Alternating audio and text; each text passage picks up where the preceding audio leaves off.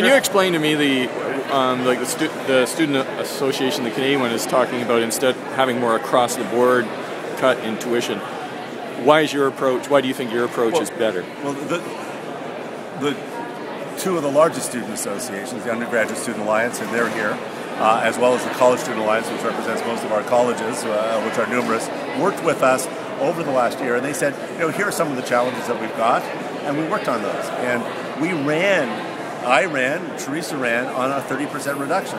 You can check the media. I Googled this morning. I always find stories about. Found the front page story on the Star. The premier's there talking about the $160,000 cap, talking all about this, talking about the importance of families and that. We also said, because I got appointed cabinet and I was told in the middle of November that by January 1st I had to have this entire program up and operating for 160,000, for 310,000 students, and I had to find offsets within my budget to pay for it.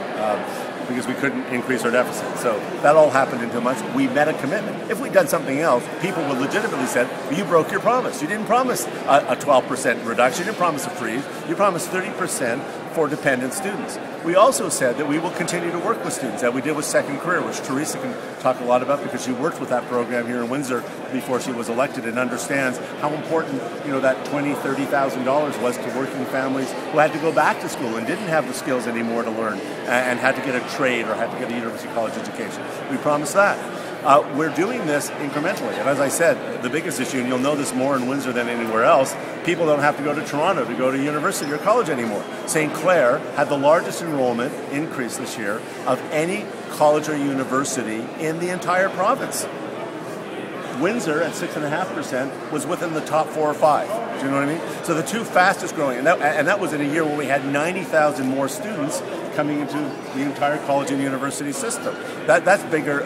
University of Toronto is only about 60,000. So that we just added a University of Toronto and a half to the entire system in 1 year, and we accommodated that. No other government has been able to do that without blowing class sizes, because fortunately we've been building new buildings out at these campuses to accommodate that. And students said to that, for St. Clair, you've got to do that. We're now in a system where no one gets turned away. And that's accommodating what will now be 260,000 students. That was a huge accomplishment. No one's ever done that in Ontario history. At the same time, we've had 3 major new tuition groups. We realize that there are still 125,000 of 600,000 undergraduate students who don't get it. Now, some of them don't need that. Some of them are very affluent and they don't need to. But we still have part-time students. We're reducing the number in the pool of people that aren't served every year. And now that the sort of what I call the emergency programs like Second Career will eventually get wrapped up as demand for them declines. And those are very expensive students. You think about $1,600 for the tuition grant, you're talking $28,000 per student for Second Career. So you can imagine as Second Career, as we come out of the recession, because our economic performance is increasingly good especially relative to the rest of the world, we will now have to redirect some of those monies. And I'm looking forward to working with the students as we did on this. And we may come up with 30% off or 40% off. Who knows what it will be for another group of students. If someone says to me, we can't do Second Career because you can't give $28,000 to every student, that means you'll never do anything. If someone says, well, you can't do dependent students because you're not doing enough for independent students, then you never move forward. And that's not the way we work as a government.